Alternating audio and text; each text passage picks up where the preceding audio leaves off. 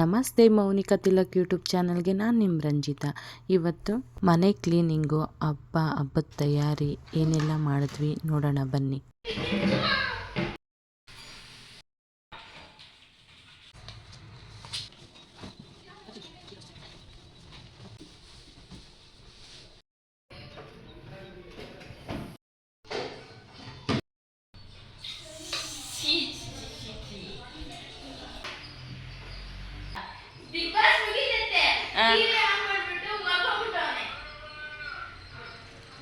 ತಿನ್ನಪ್ಪ, ತಿನ್ನು, ನೀನು ಚೆನ್ನಾಗಿ ತಿನ್ನು.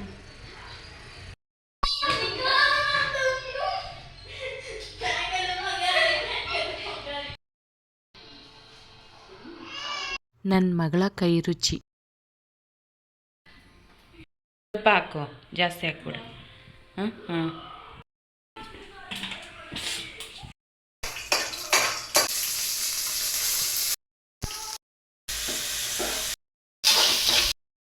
ಇನ್ನೊಂಚೂರು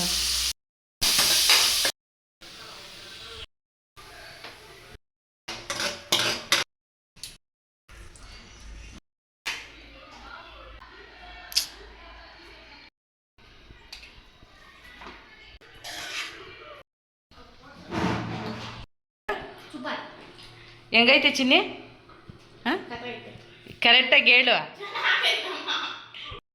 ಯಾಕೆ ಈ ಹಬ್ಬ ಆಚರಣೆ ಮಾಡ್ತಾರೆ, ಯಾರೆಲ್ಲ ಆಚರಣೆ ಮಾಡ್ತಾರೆ, ಇದ್ರ ಮಹತ್ವ ಏನು, ದೀಪಾವಳಿ ಹಬ್ಬದ ದಿವಸ ಯಾಕೆ ದೀಪಗಳು ಹಚ್ತಾರೆ, ಅದರ ಹಿನ್ನೆಲೆ ಏನು ಅಂತ ನನಗೆ ಗೊತ್ತಿರೋಷ್ಟು ನಾನು ಹೇಳ್ತೀನಿ ಬನ್ನಿ. ಅದಕ್ಕೂ ಮುಂಚೆ ಅಪ್ಪ ಅಮ್ಮ ಊರಿಂದ ಬಂದಿದ್ರು, ಹೂವು ತುಳಸಿ ಅದನ್ನೀಗ ಕಟ್ಕೊಂಡು ಈ ಹಬ್ಬದ ಮಹತ್ವ ಏನು ಅಂತ ನಿಮ್ಗೆ ಹೇಳ್ತೀನಿ ಬನ್ನಿ. ಒಬ್ಬ ಹಿರಣ್ಯಾಕ್ಷ ಎಂಬ ರಾಕ್ಷಸನಿದ್ದ.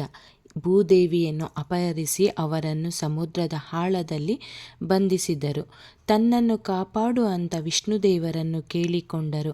ಆಗ ವಿಷ್ಣು ಭೂತಾಯಿಯನ್ನು ರಕ್ಷಿಸಲು ವರಾಹಿ ರೂಪವನ್ನು ಪಡೆದು ಭೂಮಿ ದೇವಿಯನ್ನು ಕಾಪಾಡಲು ಸಮುದ್ರ ಒಳಗೆ ಹೋಗಿ ಹಿರಣ್ಯಾಕ್ಷನನ್ನು ಸಂಹರಿಸಿ ಭೂದೇವಿಯನ್ನು ಮೇಲಕ್ಕೆ ತರುತ್ತಾರೆ.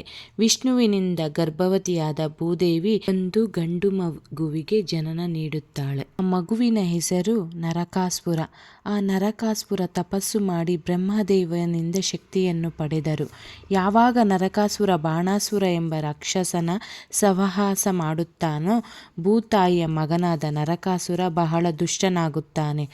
ಇವರು ಜ್ಯೋತಿಷ್ಪುರ ಎಂಬ ಒಂದು ಸ್ಥಳದಲ್ಲಿ ವಾಸವಾಗಿರುತ್ತಾರೆ. ಇವರು ಎಷ್ಟು ಪರಾಕ್ರಮ ಎಂದರೆ ಇವರ ವಿರುದ್ಧ ಯಾರೇ ನಿಂತರೂ ಸುಲಭವಾಗಿ ಕೊಲ್ಲುತ್ತಿದ್ದರು, ಅಪಹರಿಸಿದರಂತೆ. ಇಂದ್ರದೇವರಿಗೂ ಸಹ ನರಕಾಸುರರಿಂದ ತೊಂದರೆಯಾಯಿತಂತೆ. ಮೊದಲೇ ಹೇಳಿದಂತೆ ಬ್ರಹ್ಮದೇವರಿಂದ ಅಮರತ್ವದ ಒಂದು ವರ ನರಕಾಸುರ ಪಡೆದಿದ್ದರು. ಕೇವಲ ಅವರ ತಾಯಿ ಕೊಲ್ಲಬಹುದಾಗಿತ್ತು. ನರಕಾಸುರ ಯಾರಿಂದಲೂ ನನಗೆ ಮರಣವಿಲ್ಲವೆಂದು ತುಂಬ ಮೆರೆಯುತ್ತಿದ್ದರು. ನರಕಾಸುರ ತೊಂದರೆ ತಾಳಲಾಗದೆ ಭೂವಾಸಿಗಳು ದೇವತೆಗಳು ತಮ್ಮನ್ನು ರಕ್ಷಿಸು ಎಂದು ಶ್ರೀಕೃಷ್ಣನ ಹೆಂಡತಿಯಾದ ಸತ್ಯಭಾಮೆಯತ್ತರ ಕೇಳಿಕೊಳ್ಳುತ್ತಾರೆ. ಏಕೆಂದರೆ ಸತ್ಯಭಾಮೆ ಭೂದೇವಿಯ ಮತ್ತೊಂದು ಅವತಾರ.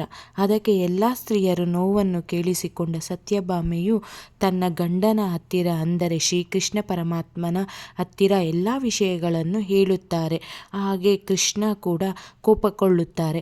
ಹಾಗೆ ಸತ್ಯಭಾಮ ಮತ್ತು ಕೃಷ್ಣದೇವರು ಇಬ್ಬರು ಗರುಡ ಪರ್ವತ ಸವಾರಿ ಮಾಡುತ್ತಾ ನರಕಾಸುರ ಸ್ಥಳವಾದಂಥ ಜ್ಯೋತಿಷ್ಪುರದ ಮೇಲೆ ದಾಳಿ ಮಾಡುತ್ತಾರೆ.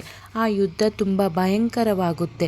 ಕೃಷ್ಣದೇವರು ಸಾಕಷ್ಟು ಪ್ರಯತ್ನ ಪಟ್ಟರು, ಕೊಲ್ಲಲು ಆಗಲಿಲ್ಲ.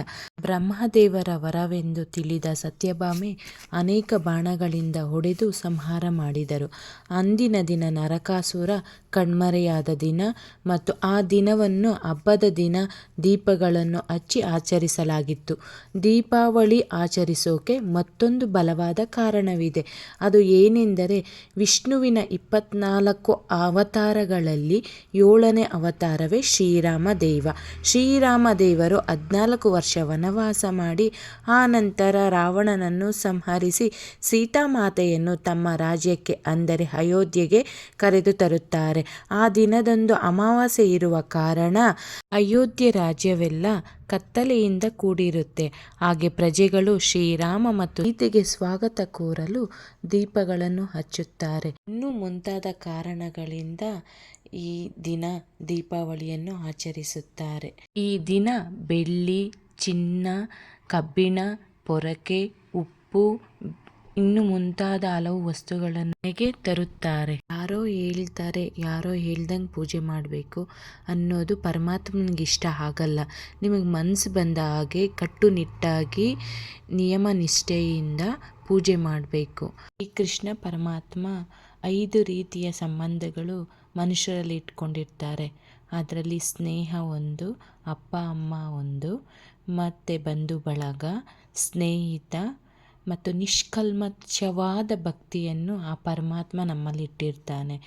ನಾನು ಪರಮಾತ್ಮನಿಗೆ ಏನು ಇಷ್ಟ ಆಗುತ್ತೋ ಅದು ಇಡ್ತೀನಿ.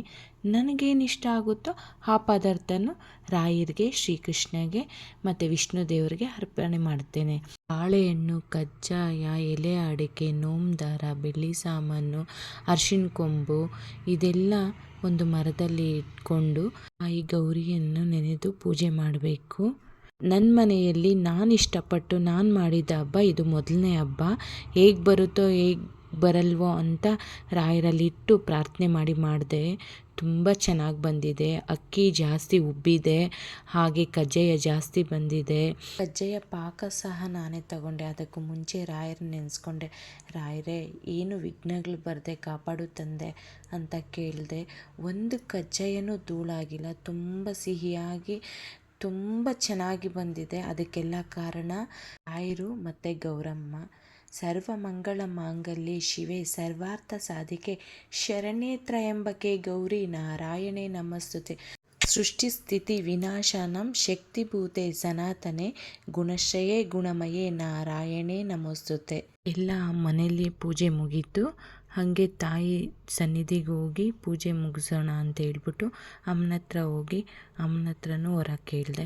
ಅಮ್ಮ, ನಾನು ಮಾಡಿರೋದ್ರಲ್ಲಿ ಏನಾದರೂ ವಿಘ್ನ ಇದೆಯಾ ಹೇಳಮ್ಮ, ಇಲ್ಲಾಂದರೆ ಹೂ ಪ್ರಸಾದ ಕೊಡಮ್ಮ ಅಂತ. ತಾಯಿಯೂ ಸಹ ಹೂ ಪ್ರಸಾದ ಕೊಟ್ಟಳು. ಹಾಗೆ ನನ್ನ ರಾಯರು ಸಹ ಹೂ ಪ್ರಸಾದ ಕೊಟ್ಟರು. ಅದಕ್ಕೆ ಹೇಳೋದು, ಒಳ್ಳೆ ಮನಸ್ಸಿಂದ ಭಕ್ತಿಯಿಂದ ನಾವೇನು ಆ ಪರಮಾತ್ಮನಿಗೆ ಅರ್ಪಣೆ ಮಾಡ್ತೀವೋ ಆ ಪರಮಾತ್ಮನು ನಿಷ್ಕಲ್ಮಶವಾದ ಮನಸ್ಸಿಗೆ ಒಂದು ಒಳ್ಳೆ ಉಡುಗೊರೆ ಕೊಡ್ತಾರೆ ಅನ್ನೋದಕ್ಕೆ ಇದೇ ಸಾಕ್ಷಿ. ನಮ್ಮ ಮನೆಗೆ 2 ಅತಿಥಿಗಳು ಬಂದಿದ್ದಾರೆ, ಸಾಯಿಬಾಬಾ ಹಾಗೆ ರಾಯರ ಬೃಂದಾವನ. ಇವರಿಬ್ಬರು ನನ್ನ ಜೊತೆನೇ ಇರಲಿ ಅಂತ ನೀವೆಲ್ಲರೂ ಹಾರೈಸಿ ಆಶಿಸಿ. ಕೃಷ್ಣನ ದೇವಸ್ಥಾನಕ್ಕೆ ಹೋಗಿದೆ, ತುಂಬ ಚೆನ್ನಾಗಿದೆ ನೋಡಿ ನೀವೇ.